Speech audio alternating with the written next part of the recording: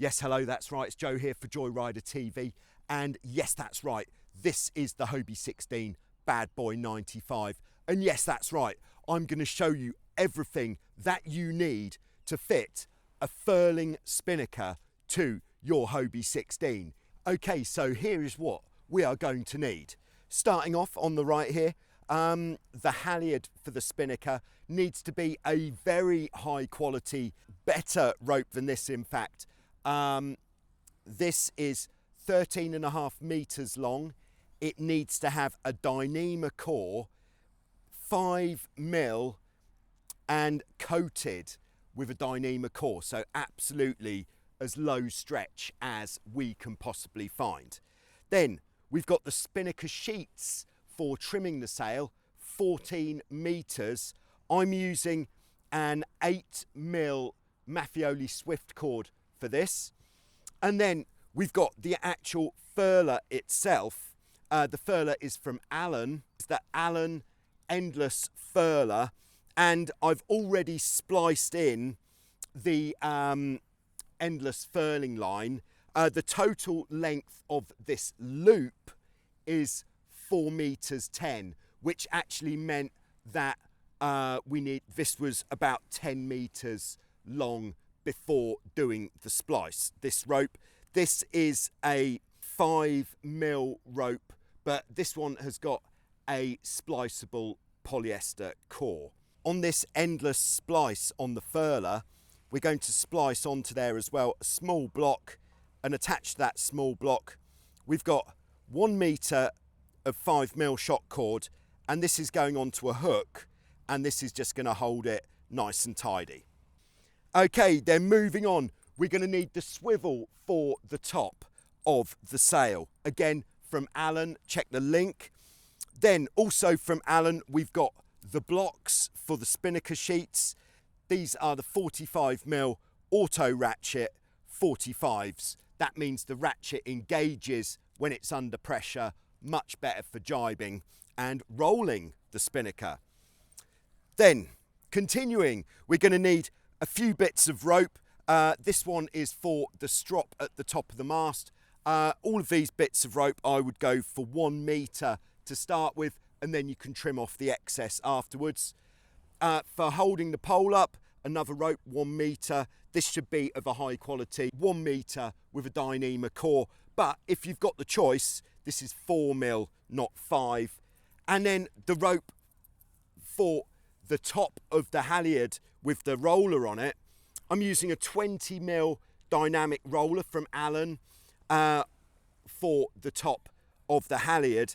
And then again, about 1 meter here, this should be another high quality Dyneema rope. The same one as the pole bending rope would be fine. And then the most prominent part that we're going to need, apart from the sail itself, is the spinnaker pole. This should be 3 meters 20 long, and it's going to need fittings at both ends. At the front end, it's going to need an eye strap where we can attach the furler onto, and at the back end, it's going to need a connection piece which slots inside. And then our spinnaker pole bridles, and we're just running this with 1 set of bridles at the front. These are going to be like a D12 type Dyneema, because we're going to want to splice these on, and the total length before the splice of each of these is 2 meters 50. So total, I've done the maths, 5 meters of 3mm Dyneema D12 type rope. That will do for the bridles. And then some 4mm shackles, which we're going to use to attach the bridles to the bow tangs on the boat. And then of course, we are actually going to need a spinnaker. So unfortunately, you're not able just to use your existing spinnaker if you've got a spinnaker that's made for a shoot, because the shape isn't going to work for the rolling. So you are going to need a specifically made, very flat spinnaker.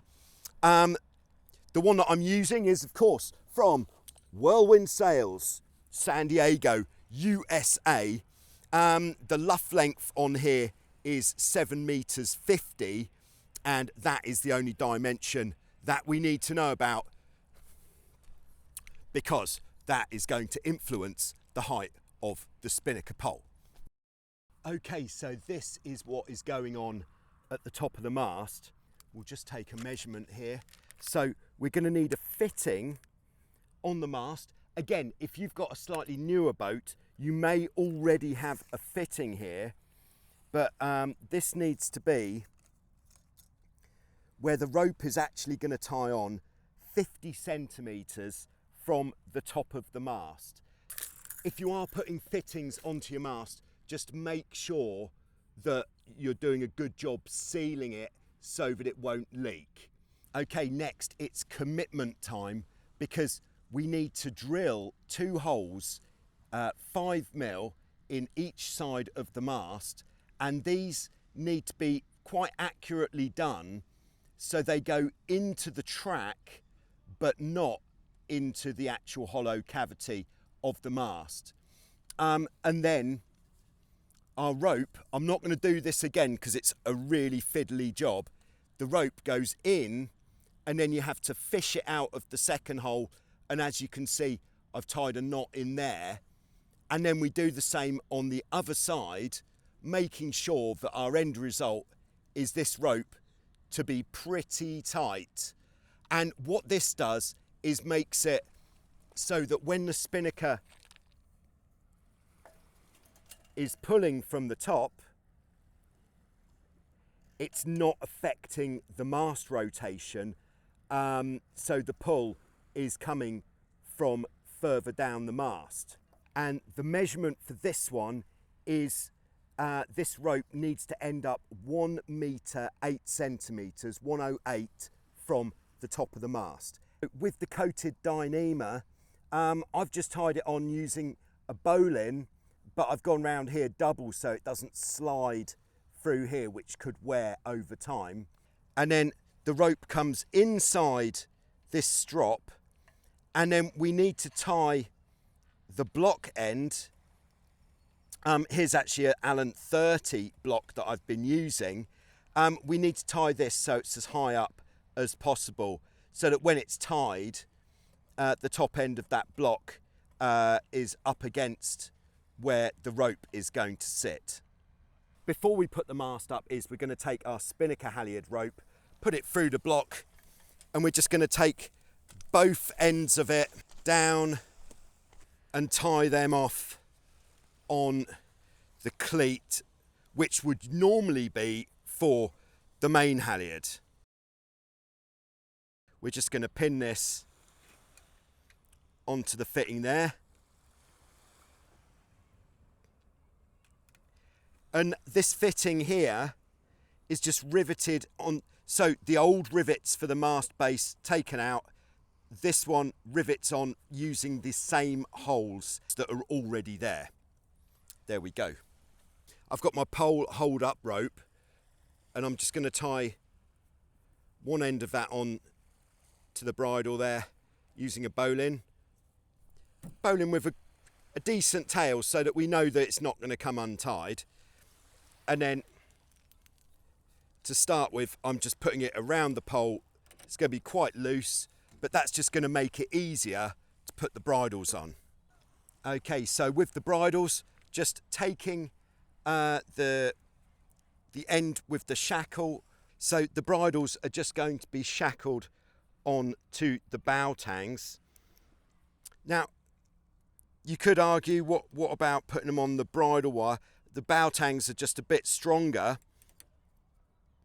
and I'm going to put the hoop of the shackle through the bow tang so that the actual rope goes around the pin.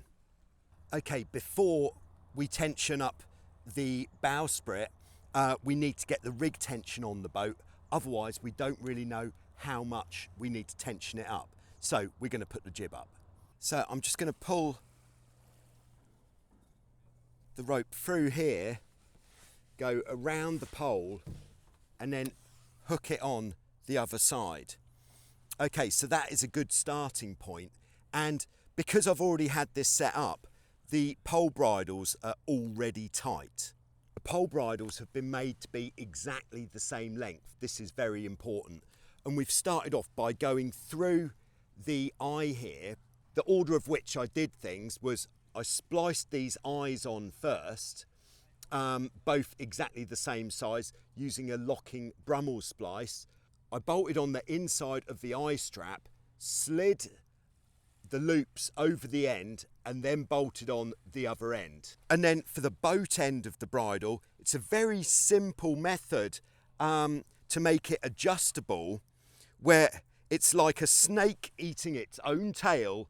I've just put the tail of the rope through the shackle and then up and inside itself here, coming out, and then I don't actually need the knot in here, but the knot is just for added security.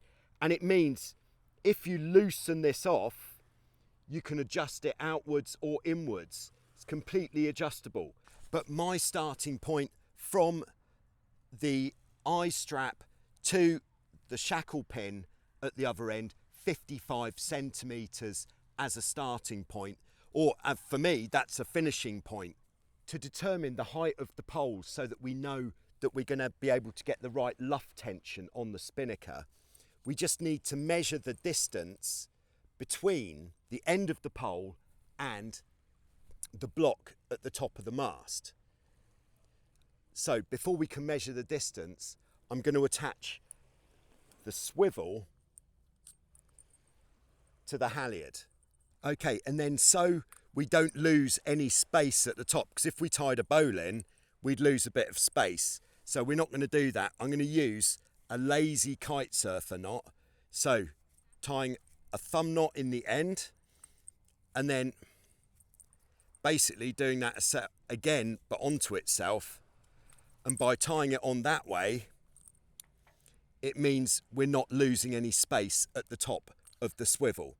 Okay, I'm now going to attach the tape measure to the other end of the swivel and pull it up the mast. We're going to use entirely the cleat that would usually be used for the main halyard to cleat it off. So there it is, cleated off.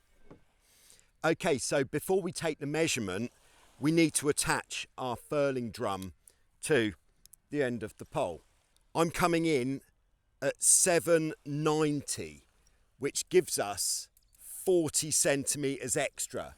Now, to be honest, I did a lot of trial and error with the actual spinnaker. What I feel that we need is 20 centimeters extra length, just so that we can really get maximum tension on the luff of the spinnaker. Okay, so I need to lengthen my bridle wires. Okay, so I'm just going to start off by taking the pole bending line loose. So the bridle wire is now slack, and to be able to loosen this off, I'm just going to scrunch up this bit of outer, and then because we want the pole higher, we're going to pull some through. So I've already got a mark on here, another black mark, and I've got the same on the other side. So you could measure a distance. I'd measure maybe 2 centimeters here. 2 centimeters on each one makes a big difference at the front. And then with that, like that, we're just going to pull that through till we get to that black mark. Okay, that's where we want it.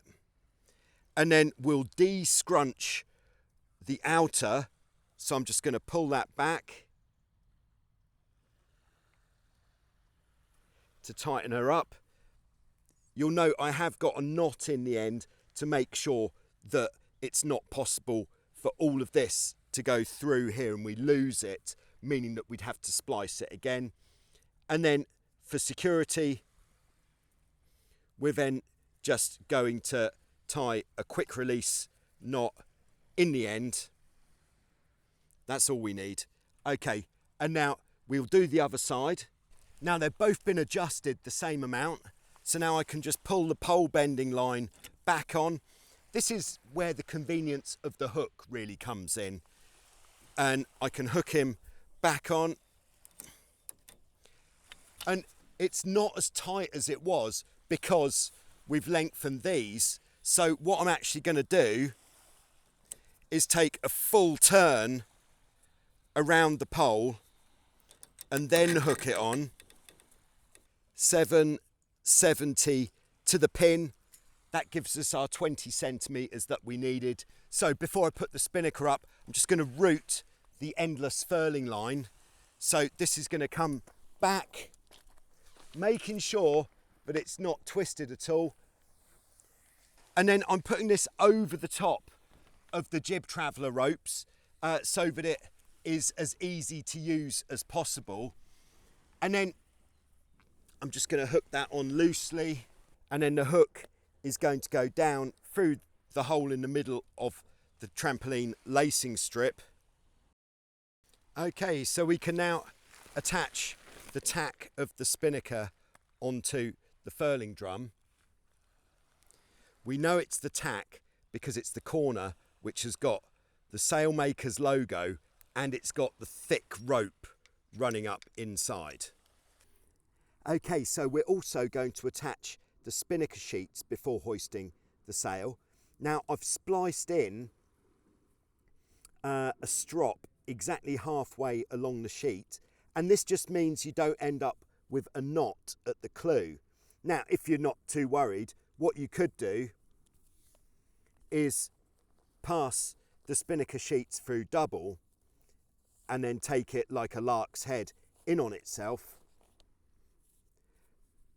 But because we've spliced this on, we're going to do the same thing with this, and we're just going to pass the sheets through here. Okay, so then when we go to attach the head of the spinnaker to the swivel, we just want to work our way along the luff, making sure that it's not twisted or anything before attaching it on here.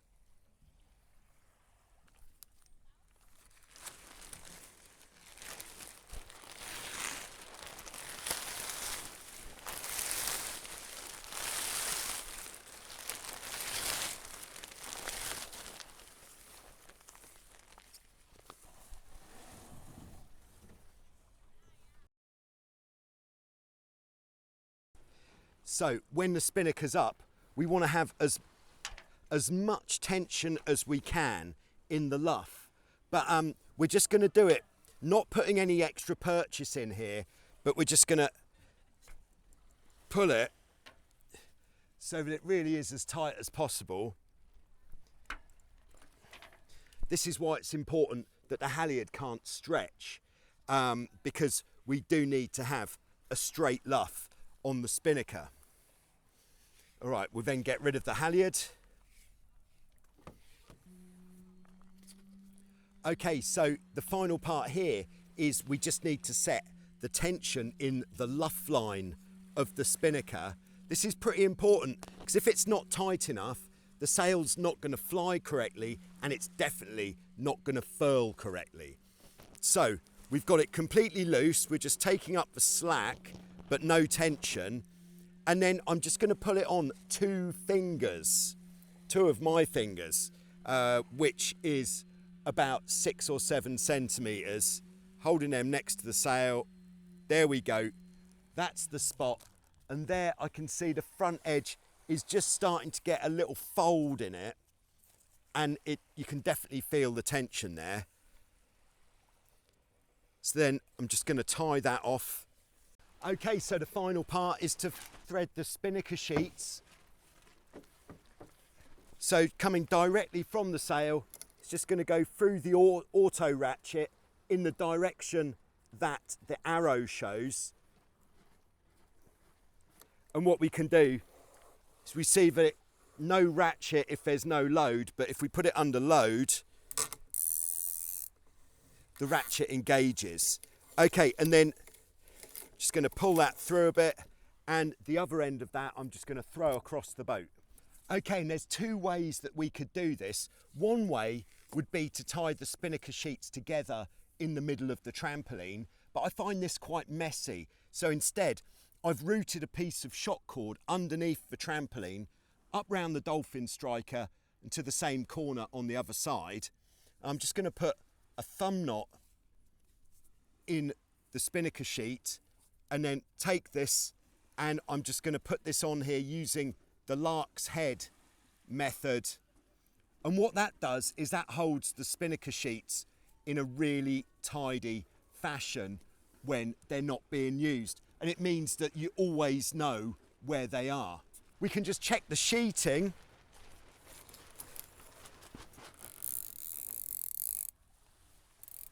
Nice. And there, I can see with the sheeting angle that we've set, we've got an even amount of tension in the bottom and the leech of the sail. Very nice, that's just what we're looking for. But now I think it's time for the big moment. Let's roll her up. So I really want to be rolling it inwards. There's an inwards and an outwards. Inwards is putting the rope side of the luff in first, and there it is. But then we can see that's quite a loose roll. So if we just pull it out again, and then to get a much tighter roll, much less likely to flap, we just need to hold a bit of tension on the sheet as we roll it up. Which of course, if there was two of us, be much easier.